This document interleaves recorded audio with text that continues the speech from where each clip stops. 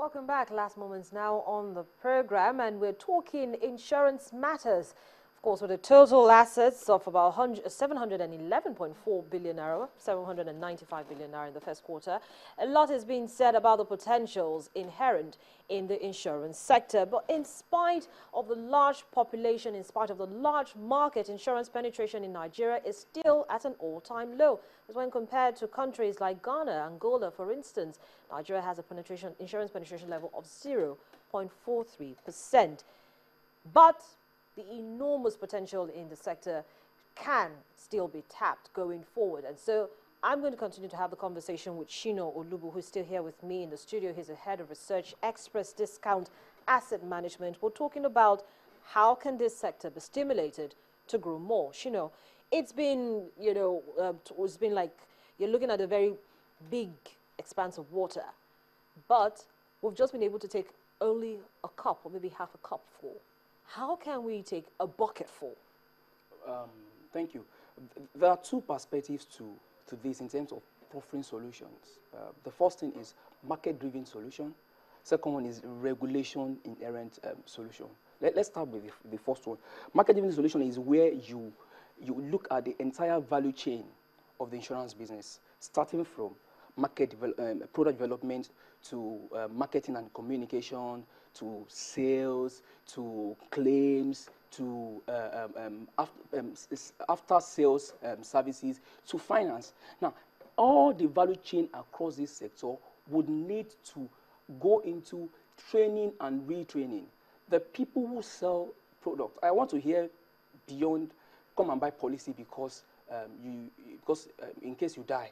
There should be something that I look at, and even if I didn't think of buying policy before, I want to buy policy because of probably the way the product is packaged, or because of the skill sets of the person selling the product to me. And again, in terms of awareness, which I mentioned marketing and communication, the insurance industry has not done enough. Some insurance don't even have operational websites. They don't have, some don't have websites. Now, so if you don't have a website where I'm interested in, I can't readily reach you, now it becomes a problem, even if you have something that you want to sell. So all of this sector, and then another reason where insurance has not done well is lack of trust. They believe that they don't pay claims. So if insurance operators will ensure that claims are paid as and when due, I see that, so that is on the part of market driven development. Now, on the part of regulation-driven development, if you dissect the composition of gross premium, the gross premium, if you dissect it, like the highest contributor to gross premium is life insurance, which is 25%, followed by motor insurance, which is 20%, followed by oil and gas insurance, which is 15%. Now, if you drill down into the life insurance, you'll find out that it's not based on voluntary life insurance policies. It's based on compulsory group life insurance that companies are compelled to do, which underscores the place of regulation, because they are compelled to do that. Now, if you drill down on motor insurance, which contributes 20%, you'll find out that it's not comprehensive insurance. No, it's third-party. It's third-party insurance because it is regulation-based. Now, it's not because people want to take it, because they are compelled to. So, and I hear people saying again that the insurance business operators should focus on big ticket transactions. You know the danger in that? The danger is that you get your premium in bullets. They are not diversified. That is one. Which means if you lose that kind of business, you can lose a whole lot of insurance. And then if the risk crystallizes for oil and gas industry, that's why you can have profit in the first quarter, second quarter, and then by the time you are declaring the profit for the year, you see you are making a huge loss. Why? It is because you probably did not a large case risk crystallized in the last quarter of the year. So that's what. So instead of going into that, just do what you are supposed to do in terms of getting small policies. So talking about the small policies now, because we have a lot of businesses, apart from that, we have a lot of individuals who on a regular basis face risk. Should insurance companies now begin to think of doing policies, smaller policies like you just mentioned, that will suit the kind of population that we have? That's why I mentioned product development. In the phase of product development, you have to do a lot of prominent about the things you do when you are developing a product is market survey. You do your market survey to feel the pulse of the end user. By the time you feel the pulse of the end user, you know the kind of products that will appeal to the end. So it's like winning a game from the beginning. So that's what you are doing by getting it right from the stage of product development. That's that's the thing. And then a lot has to be done in terms of awareness too, where you see people coming willingly to insurance companies to take up policies, not because they are compelled to take up policies. Until we do that, we really might not be where we are supposed to be, in terms of insurance business in Nigeria. Also talking about the amount of money that is lost to capital flight. So apart from the fact that we're talking about the domestic market, we're talking about keeping the international companies who are already here, keeping their businesses here and making sure that we ensure their businesses are not having to do a joint venture with an international company to carry their risks. Well, a lot has been done in that regard, I must confess. Before now, it used to be the part of that is kept in the economy used to be less than 10%. A target of 70% was set, even though, as I speak to you now, what that is being retained is about 40%. Even though 40% is still way far from 70%, you will agree with me that that's a lot compared to where we used to be, where it used to be less than 10%.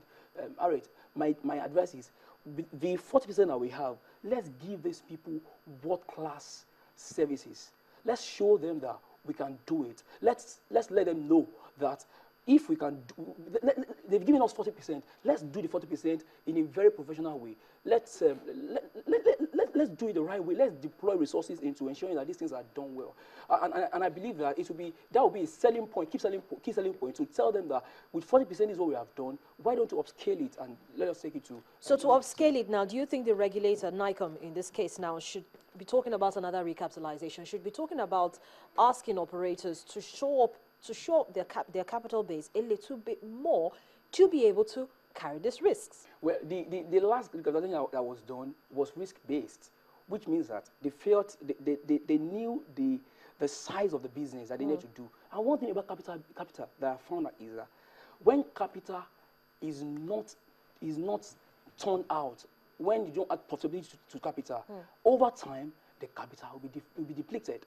If you don't address these fundamental issues revolving around the value chain, even if the regulators come to say that they want to recapitalize again, the capital will still be depleted. So I think, first thing first, things that are fundamentals should be dealt with, and then by the time things that are fundamental are dealt with, you can be sure that whatever capital you are bringing in form of new capital or sharing of capital, you are going to use it to do. Because the turnaround time of capital is important as well. It's still, for this sector, it's still less than 2. It's still less than 2. Even if I analyze, according to that report that you're talking about now, the gross premium the total gross premium for that quarter is around 301 billion. Now that was actually the fourth quarter of 2014, 302 billion. 302 billion. Let me take that. If you annualize that. Well, it grew. It grew from about 100 billion in 2007. So technically. The question is, what was the asset you were using to generate in 2007? Is it the same asset? The owners of capital will be asking for cost of fund. You are going to pay the owners of capital. You're not using this capital for free.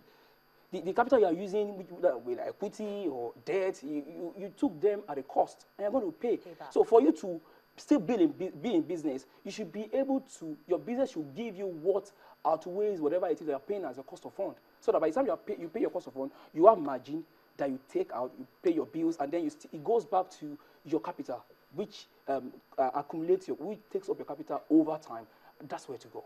Well, Shino, thank you so much for joining me on the program and sharing your perspectives with us. Shino Olubu is the head research express discount asset management, talking to us on insurance matter. It is a huge revenue earner. Apart from the fact that it can provide revenue for the economy, it can also create jobs, and it can also profit the operators. It's a very viable sector of the economy that a lot of potentials are inherent in, and a lot of people need to tap into.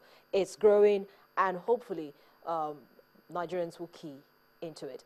But that's the program for today. Many thanks for spending time with us. Also, thank you for sending in your comments and contributions on the program. If you missed today's program, you can catch it on youtube.com/channelsweb/business morning. I'm Harriet Agbinyi. Have a profitable day.